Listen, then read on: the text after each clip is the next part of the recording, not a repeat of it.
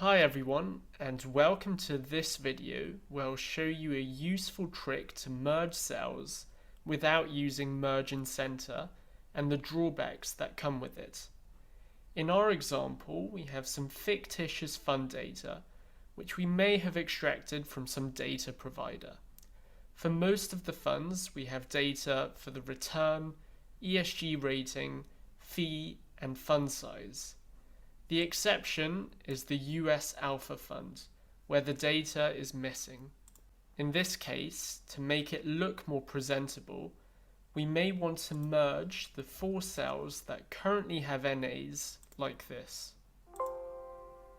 The issue is that when we filter the fees column, for example, we are unable to do this due to the merged cells, as all cells need to be the same size. Therefore, we have a dilemma. We want to make the table look more presentable, but at the same time we want to sort to make the data more useful. Therefore, instead of merging the cells, what we can do instead is select the 4 cells, right-click, then click Format Cells, go into the Alignment tab, and we can then select Center Across Selection in the horizontal text alignment and click OK.